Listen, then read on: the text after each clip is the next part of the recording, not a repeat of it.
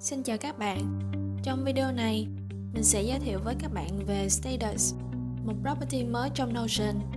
Theo mình thấy, Status khá giống với Property Select, nhưng có thêm tính năng gộp các option thành 3 nhóm là To Do, In Progress và Complete, và có thể hiển thị dạng checkbox.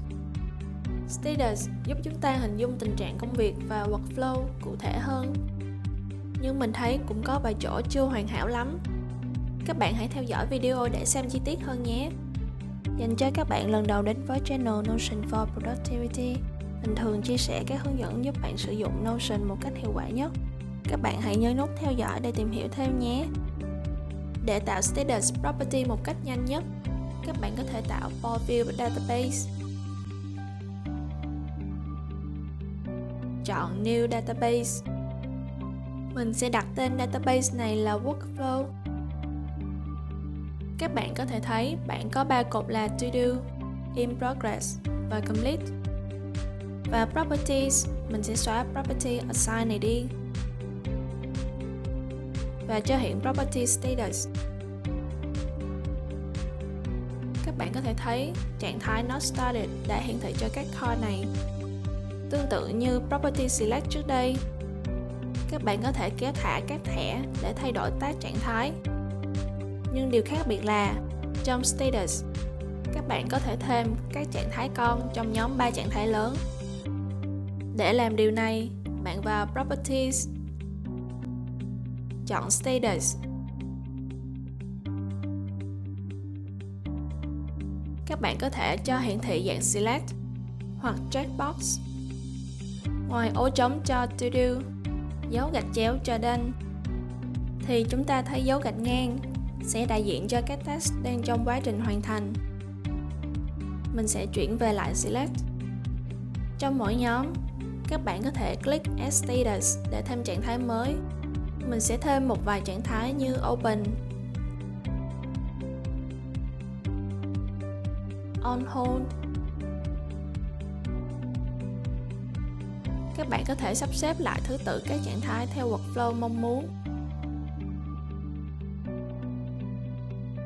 Và cuối cùng là Cancelled.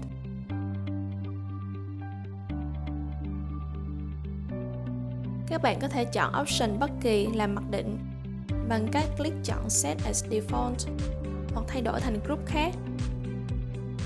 Để dễ chỉnh sửa data thì mình sẽ tạo Table View cho database này.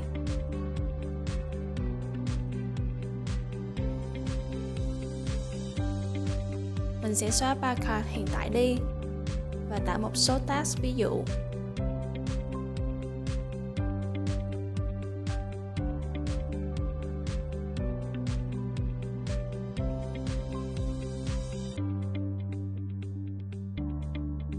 Các bạn có thấy nó rất giống Select Property không? Để so sánh, mình sẽ tạo thêm một Select Property nhé.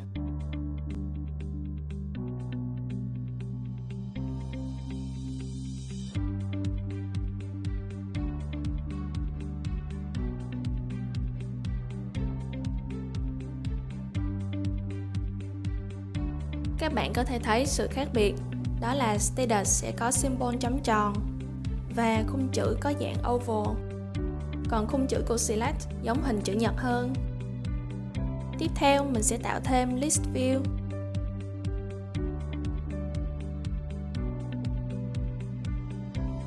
Các tag trạng thái sẽ xếp bên cột phải. Các bạn có thể dùng chức năng Group để nhóm các task lại.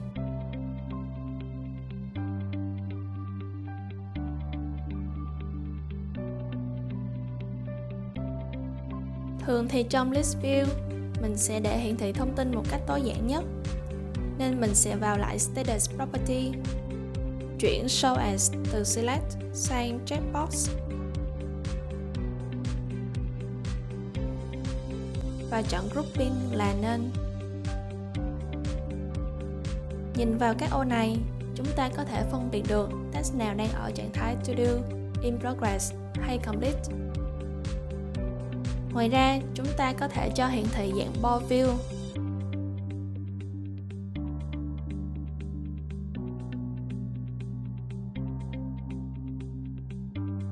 Với các cột là các trạng thái con. tương tự như Property Select. Đây là tổng hợp 4 view gợi ý cho các bạn muốn sử dụng Status Property. Thứ nhất là Board View. Các task được group trong 3 nhóm trạng thái và hiển thị các trạng thái con trong từng task. Thứ hai là Board View.